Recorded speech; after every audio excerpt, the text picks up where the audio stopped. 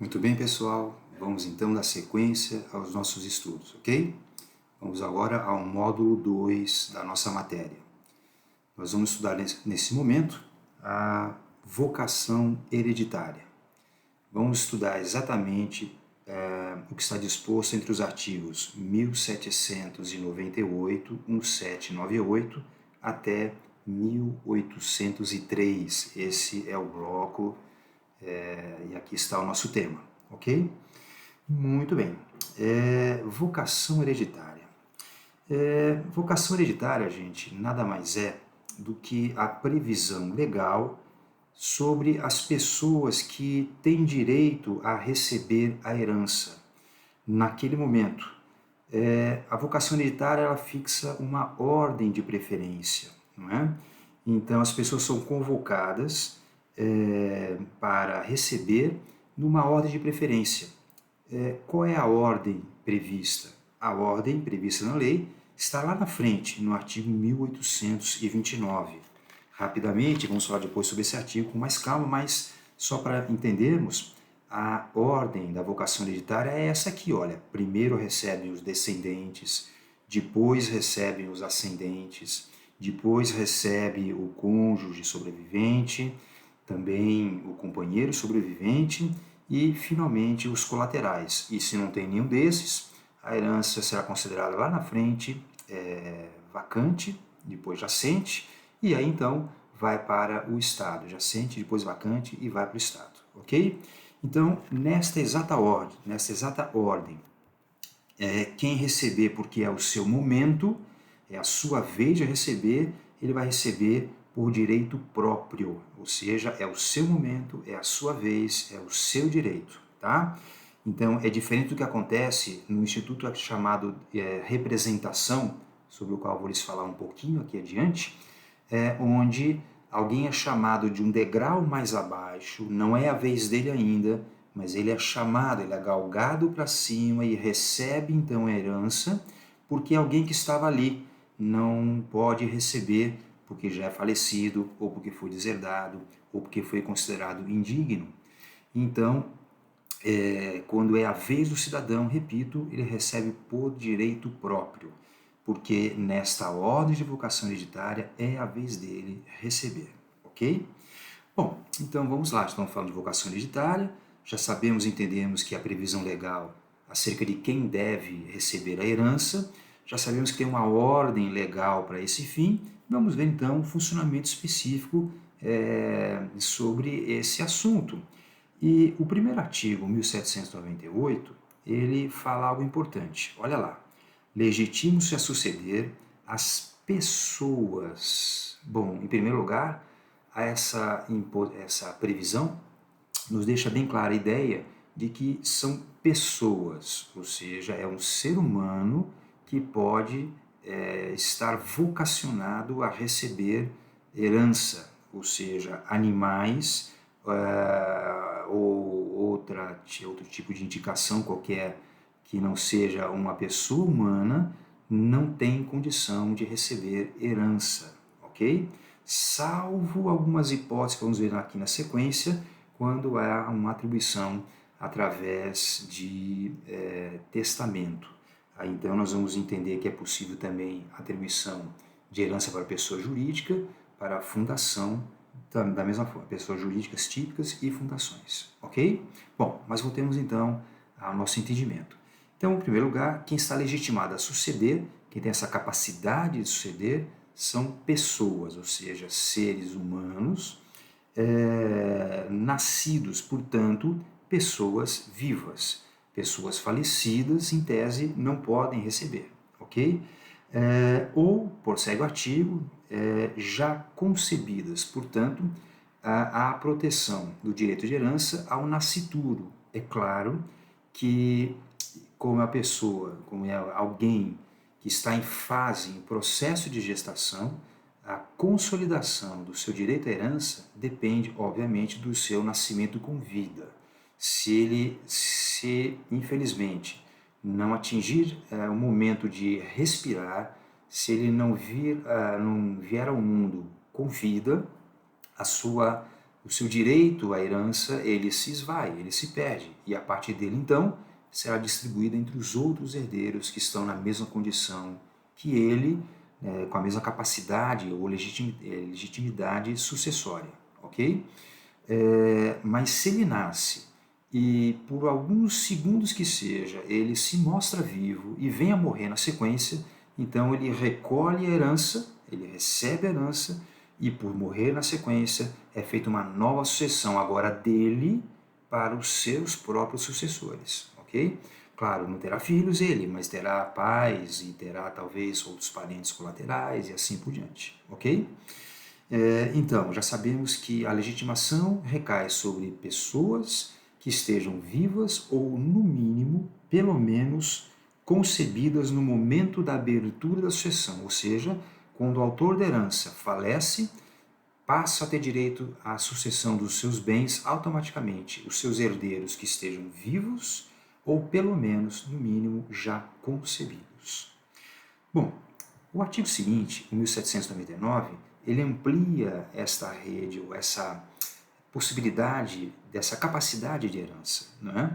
E diz assim, na sucessão testamentária, ou seja, não é mais a legítima, ou seja, não há previsão na lei para isso, mas é preciso a existência de um testamento que tenha previsão, diz aqui, na sucessão testamentária podem ainda ser chamados a suceder, ou seja, também terão capacidade sucessória, primeiro, os filhos ainda não concebidos de pessoas indicadas pelo testador, desde que vivas estas ao abrir-se a sucessão.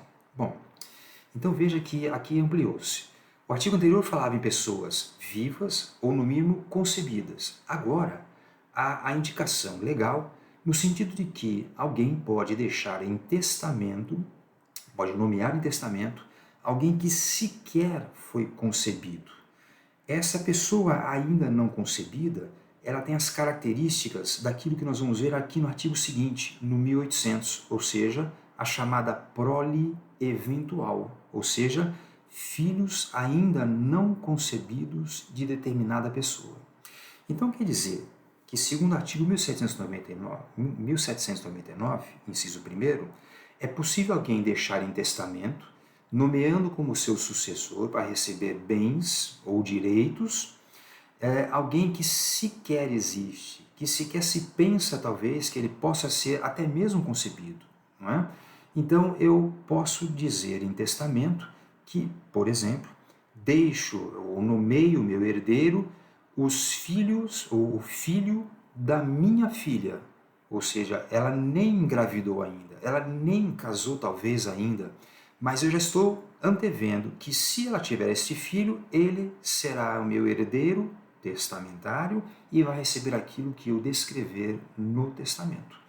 Então, é uma previsão de alguém que hipoteticamente será afinal concebido lá na frente, haverá esta gravidez, haverá essa concepção e haverá um nascimento com vida e esta pessoa então será o meu herdeiro, receberá aquilo que eu dispuser no meu testamento, ok? Vamos dar um pequeno avanço aqui para o artigo 1800 e vamos falar um pouquinho mais da prole eventual, porque está interligada com esse inciso 1 do 1799. Né? Bom, como estamos falando de alguém que sequer foi concebido, estou destinando a ele ou algum bem específico da minha herança, ou que seria um legado, ou uma parcela de direitos, ou seja, nomeando-o como herdeiro, e ele sequer foi concebido, ele não está ainda nem em processo de formação no útero de quem quer que seja. Né? Então, nesse caso, diz a lei, até que haja a concepção e, finalmente, o nascimento com vida desse herdeiro futuro, né? Então, a parte que lhe cabe, ela será administrada por alguém que vai ser nomeado pelo juiz, ou seja, alguém vai assumir a condição de curador destes bens até que finalmente a prole eventual seja concebida e nasça com vida, e então este curador ele vai ter que entregar para este herdeiro a parte que lhe cabe, aquilo que lhe coube por previsão testamentária. Então, até lá, esse curador é responsável pela administração, pelos cuidados, enfim, de tudo aquilo que vai caber a esse herdeiro, vamos chamá-lo de prole eventual, ok? Ele nascendo com vida, simplesmente então se entrega a ele a sua parte, somando a isso os frutos e os rendimentos que esses bens tenham gerado até que possa ser repassado a esse herdeiro, não é? E simplesmente está encerrada a função do curador e esse herdeiro passa a assumir a titularidade dos bens e direitos que couberam a ele, tá? Mas é claro, se eventualmente ele não nascer com vida ou sequer for concebido, nesse caso então, consequentemente, a parte que caberia a esta prole eventual será dividida entre os demais herdeiros que têm a vocação hereditária segundo a lei ou outra pessoa que tenha sido indicada pelo próprio testador como substituto, porque isso é possível. O testador pode dizer, nós vamos ver lá na frente, que ele pode indicar determinada pessoa como seu herdeiro testamentário, mas na falta dele, ou se ele não quiser, no seu lugar receberá uma outra pessoa. Ele já nomeia o substituto, ele pode dizer isso, tá? Então, se houver essa indicação de substituto no testamento, não havendo nascimento com vida da prole eventual, nesse caso, então, ficará com esta parcela de direitos hereditários ou substituto indicado pelo próprio testador, tá? Mas, repito, na ausência de substituto testamentário, que só o testador pode indicar, ninguém no lugar dele pode fazer isso, salvo alguns pequenos detalhes que vamos analisar um pouco mais para frente. Então, esta parte da herança, que seria destinada à prole eventual, ela será dividida entre os demais herdeiros legítimos. Eles então dividirão entre si essa parte que ficou reservada à prole eventual. Mas então fica a questão interessante. Prole eventual, alguém que sequer foi concebido, quer dizer então que vai poder ficar indefinidamente esperando que, digamos, no exemplo que eu dei,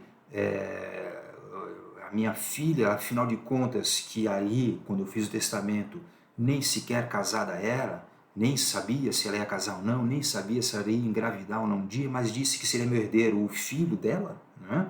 Alguém que sequer tinha sido concebido ainda pela minha filha. Então, nesse caso, até quando aguardar esta gravidez? Até quando manter esses bens reservados, separados e administrados por um curador, ou seja, em caráter provisório, para finalmente, quem sabe, um dia ser passado para essa prole eventual? Diz a lei, no parágrafo 4º do artigo 1800, que tem um tempo, sim. Não é indefinido isto.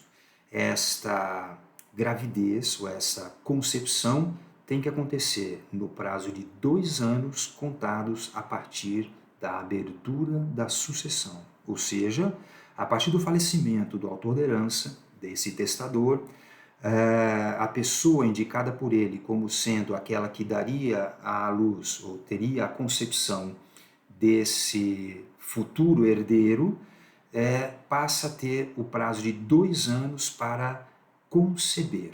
Ou seja, temos aqui um chamado prazo de espera.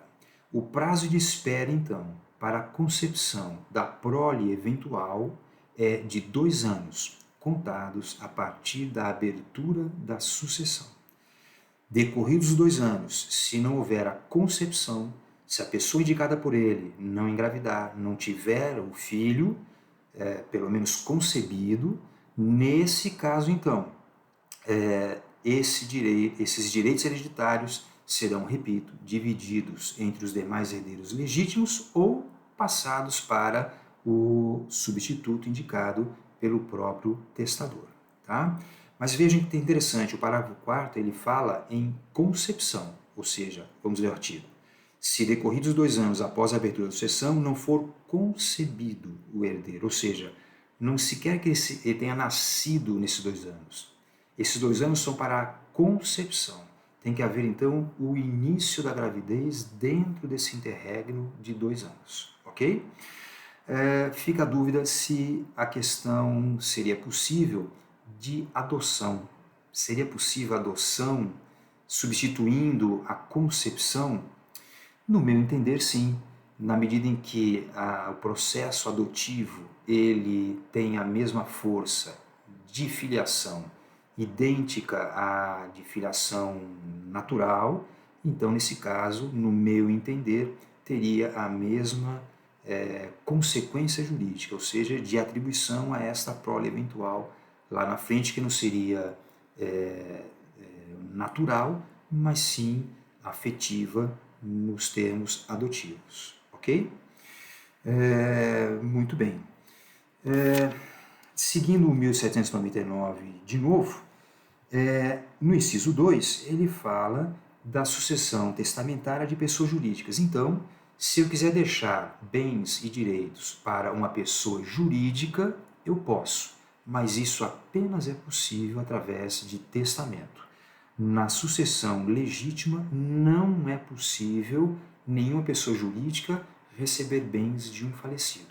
É claro, a lei não poderia ter previsão se aquela pessoa que morreu, ou qualquer pessoa que vai morrer, terá ou não alguma empresa em seu nome, se ele seria ou não sócio de alguma pessoa jurídica. Então, consequentemente, seria complicado dizer se ele poderia deixar bens para a sua própria pessoa jurídica ou para outra qualquer que não fosse sua, mas fosse do seu interesse atribuir a ela bens e direitos.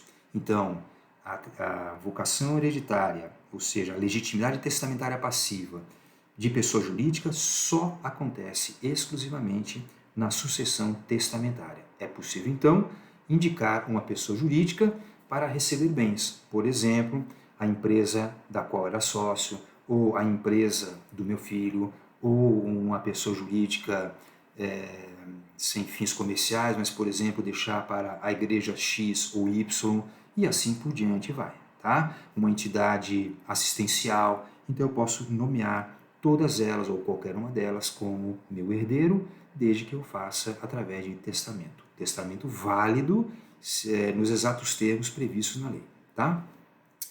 Finalmente, o inciso 3, no 1799, ele fala em possibilidade de nomeação e indicação como herdeiro testamentário pessoas jurídicas cuja organização for determinada pelo testador sob a forma de fundação. Ou seja, é possível deixar bens para uma fundação.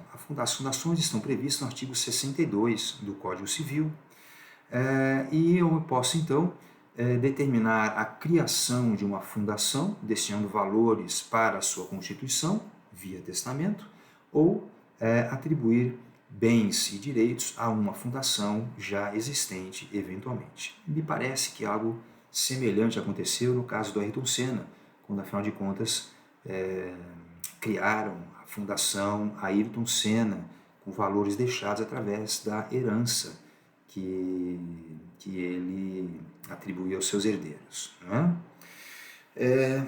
Na sequência, vamos ao 1801 e vamos ver que é algo interessante. A legitimação sucessória, ou seja, o direito de poder ser herdeiro, esta é a regra. Ou seja, normalmente as pessoas que estão nas condições legais têm condições de ser herdeiras. Não é? A falta de legitimação, essa é a exceção. A regra é a legitimação, a exceção é a falta de legitimação.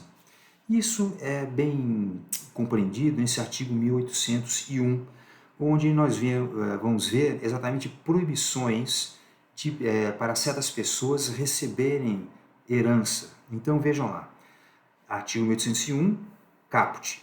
Não podem ser nomeados herdeiros nem legatários, ou seja, eu não posso atribuir direitos hereditários e nem bens específicos, seja via testamento, seja através da lei.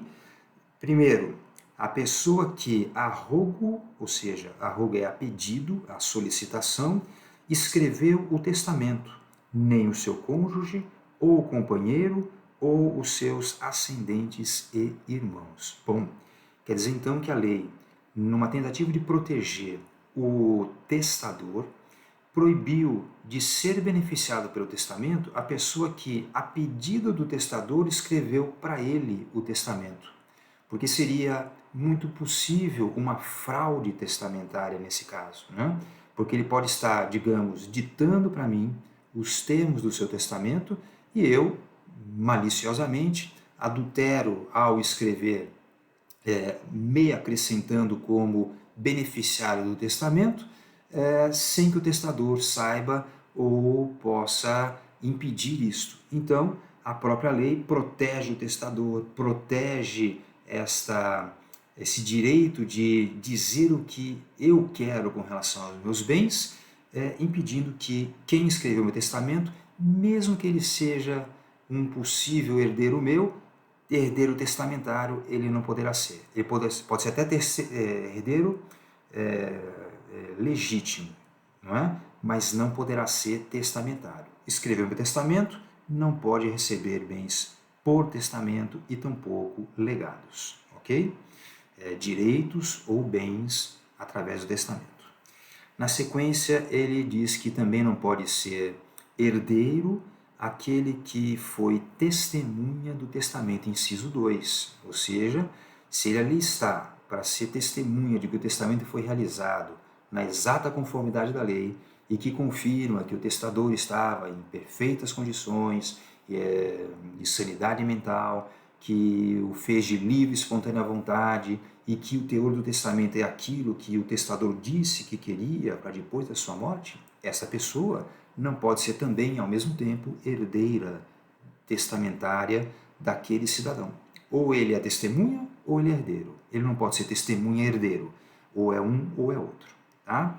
E na sequência, vamos ao inciso 3, que diz que o concubino do testador casado, salvo se este, sem culpa sua, estiver separado de fato do cônjuge há mais de 5 anos. Bom, então quer dizer que aqui, por uma questão moral, impediu-se que uma pessoa casada que tem uma relação paralela, ele torne sua herdeira esta concubina ou este concubino, tentando beneficiar aquele que ostenta uma relação paralela ao casamento ou à relação oficial. Então, é uma tentativa, repito, moral ou de moralização, impedindo que essa pessoa ela se beneficie e, com isso, prejudique, consequentemente, aqueles que estão dentro de uma relação sadia, de uma relação convencional, de uma relação aceita socialmente. Né? O que se pretende aqui, sobretudo, é coibir o adultério, né? Ou seja, isso está complementado pelo artigo 550 do Código Civil e 1642, inciso 5, também do Código Civil. Esses 3 artigos, eles se entrelaçam e se complementam para fechar essa linha de proteção ao cônjuge que está na relação oficial, né? E evitando benefícios àqueles que estão em relações paralelas e espúrias, indesejáveis, ok? Bom, salvo diz o artigo, se sem culpa sua estiver separado de fato do cônjuge há mais de 5 anos. Ou seja, se a pessoa não foi a responsável pelo fim da relação anterior e ele está separado de fato há mais de 5 anos, vivendo já com outra pessoa durante esse tempo, é claro que então nesse caso a lei autoriza que ele faça essa atribuição de direitos hereditários ao concubino, ou seja, a pessoa com quem ele está vivendo naquela condição indesejável e indevida naquele momento. Nesse caso, ele pode nomear, tá? Mas é interessante, porque embora a lei proíba, a lei vede a possibilidade de eu beneficiar o meu concubino ou a minha concubina, ou seja, aqueles com quem eu ostento uma relação espúria, quer dizer, adulterina, isto não chega ao ponto de prejudicar eventuais filhos com quem eu tenha, com quem eu venha a ter com o meu concubino ou com a concubina, tá certo? Isso está no artigo 1803. É lícita, diz esse artigo, a deixa, ou seja, a atribuição de direitos hereditários ao filho do concubino, quando também o for do testador. Então, Quer dizer que, nesse caso, aquele que tem filhos com o concubino, ou seja, tem filhos fora do casamento, de novo vemos aquela equiparação, a situação de proteção à prole e em geral. Pouco importa se o filho nasceu de uma relação de casamento ou fora dele, ou não, não importa. Filho é filho e é tratado igualmente para todos os fins de direito, até mesmo para fins de atribuição através de deixas testamentárias, ok? Então, a concubina não pode receber. O filho que eu tive com ela, este pode ser beneficiado através de testamento, ok? E, finalmente, o último dispositivo, o último inciso do 1801, fala o seguinte, que não podem ser nomeados herdeiros nem legatários, olha lá, o tabelião, civil ou militar, não importa, o comandante ou escrivão, perante quem se fizer, assim como o que fizer ou aprovar o testamento. Ou seja, as autoridades que estiverem envolvidas na feitura, na realização do testamento, e alguns testamentos exigem essa participação de autoridade pública, como acontece no testamento público, como acontece, nós vamos ver no testamento cerrado, como acontece no testamento militar, no testamento aeronáutico, estas autoridades, ou quem assumiu a condição de autoridade que legitimou e permitiu, conduziu a realização do testamento, elas não podem ser também beneficiadas. De novo, a ideia de proteger a livre vontade do testador, impedindo que alguém que eventualmente tenha participado em qualquer condição da construção e da feitura do testamento venha se beneficiar com ele, podendo assim praticar alguma fraude se auto-beneficiando. Sempre a ideia é essa, proteger ao máximo, fechar todo o cerco a pessoas que possam eventualmente querer se prevalecer da condição de estarem mais próximos à construção do testamento e com isso direcionar para si a bens ou direitos deixados por aquele autor da herança, não é? E vejo que isso é tão forte que no artigo seguinte, no 1802, nós temos a situação de impedir que pessoas interpostas, ou seja, que alguém seja utilizado indevidamente no lugar daquele que está impedido de receber. Então é interessante, quer dizer que eu não posso deixar, ou não pode ser meu herdeiro, a testemunha do meu testamento. Mas então eu poderia fazer algo diferente. Eu poderia, essa testemunha, eu poderia colocar ali então como herdeira dela, como herdeira do testador, o cônjuge dela, ou o filho dela, enfim, algum parente próximo dela. Vale dizer, utilizaria alguém, ele não pode, mas ele coloca no lugar dele uma outra pessoa.